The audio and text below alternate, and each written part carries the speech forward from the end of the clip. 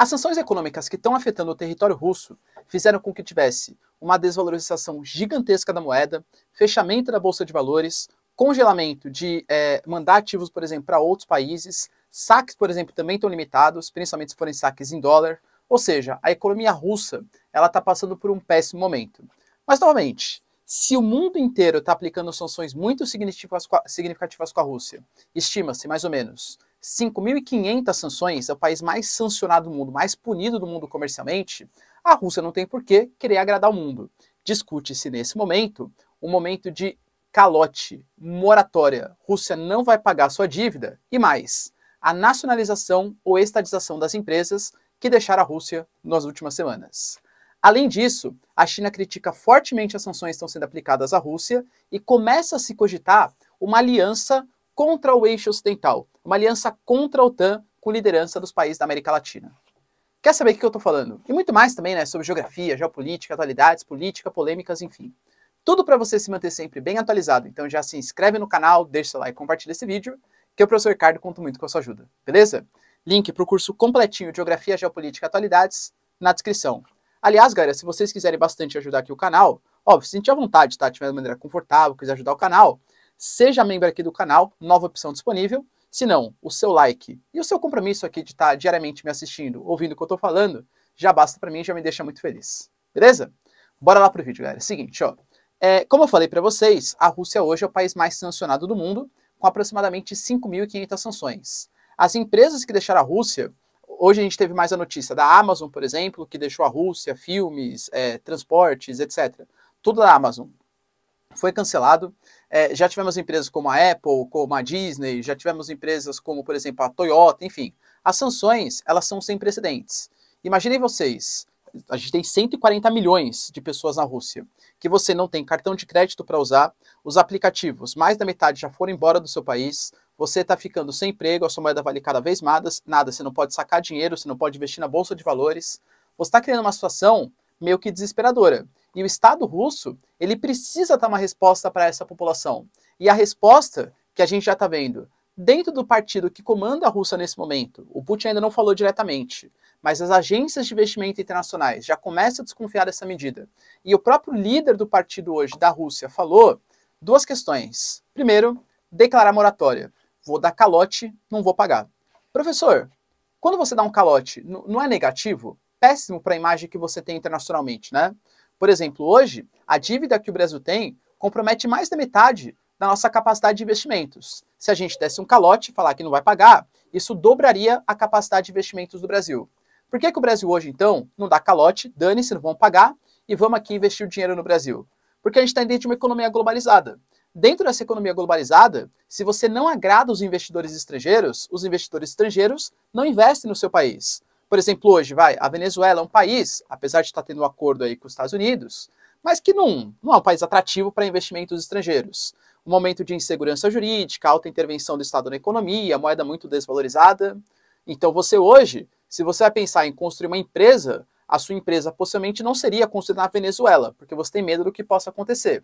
Um país que não paga suas dívidas é mais ou menos a mesma ideia. Só que pensa, o que impede então a Rússia de não pagar sua dívida da calote são as sanções, as punições, a não comercialização, os não investimentos estrangeiros. Situação que a Rússia já passa hoje, agora. Ou seja, o que está impedindo a Rússia de logo menos tem que pagar aí, se não me engano, 107 milhões, né, ou bilhões, enfim, estou colocando para vocês os dados aí, em provisionamento da dívida, o que impede ela de não pagar? As sanções que ela vai sofrer? Quais sanções faltam ainda a Rússia sofrer? Então, esse bloqueio econômico que a Rússia vem sofrendo, coloca ela, no momento, numa situação confortável para dar calote. Ou então, até mesmo, já está sendo discutido a nacionalização de empresas. Uma série de empresas simplesmente abandonaram a Rússia. Outras somente encerraram parcialmente as suas atividades nesses momentos de sanções. A Rússia, até para manter o emprego das pessoas, fazer com que aquelas empresas continuem gerando, produzindo, etc., está considerando estatizar essas empresas, está considerando nacionalizar as empresas, com algum tipo de indenização ou não. Não foi discutido, mas muito possivelmente não. O Estado simplesmente vai tomar aqueles meios de produção, aquelas indústrias, comércios, etc., na mão do Estado. Já começou a fazer isso, por exemplo, com o esquema de facilitação da recompra de ações. Você pega, por exemplo, a Gazprom, que é a maior estatal russa, por exemplo, de gás e petróleo. ela tem ações negociadas na Bolsa de Valores. É mais ou menos como funciona a Petrobras, que tem uma parte da empresa que é comercializada na Bolsa, mas o acionista majoritário é o Estado. Poxa, a gente teve uma desvalorização gigantesca da Gazprom. O Estado vai lá simplesmente e recompra as ações. Poxa, vendeu a X, agora as ações estão valendo X dividido por 10. O Estado vai lá, recompra aquelas ações, ele vai ter total ou quase total soberania sobre a empresa novamente. Aí talvez no futuro venda novamente aquelas ações, só que um preço mais valorizado. Então a restatização e a declaração de moratória calote já assusta o mundo. Como eu falei para vocês, agências de investimento estão rebaixando a nota de risco da Rússia, justamente porque talvez para a Rússia nesse momento não vale mais a pena simplesmente pagar a dívida que ela tem com outros países, com instituições e por aí vai, tá bom? Ou seja, é uma Rússia sem opções. A China, como eu já tinha citado para vocês, ela está criticando essas sanções à Rússia e alguns países, inclusive países que se abstiveram da votação na última votação da ONU, ou até mesmo votaram contra as sanções, podem estar formando uma aliança. Hoje, uma liderança política bem importante da América Latina, quer você goste dele ou não, chamado de Evo Morales, já foi presidente da Bolívia. Cara, durante mais de 10 anos, 4 mandatos consecutivos, só que no quarto ele acabou saindo do país pela pressão ali dos militares, enfim, tal. O Evo Morales, que hoje tem uma voz forte na Bolívia, afinal, o presidente da Bolívia hoje é o Luiz Arce, que é o ex-ministro da Economia do Evo Morales. Ele deu uma declaração que é necessário os países, e que ele já está fazendo isso com algumas lideranças da Argentina, do Equador, uma aliança contra a OTAN. Que o que está acontecendo hoje na Ucrânia não é culpa da Rússia, é culpa da expansão imperialista da OTAN, principalmente pós-década de 90. Como eu disse para vocês, a gente não pode ser muito maniqueísta, eu estou aqui trazendo para vocês os fatos, né? Por mais que tenha tido expansão da OTAN, por mais que realmente existam movimentos, né, OTAN, NATO, ZI, STAS, na Ucrânia, a gente não pode culpar isso, né? Então beleza, então o Putin tem o direito de invadir o território estrangeiro e dominar e atacar a Ucrânia como um todo. Não acho que seria justificativa, claro.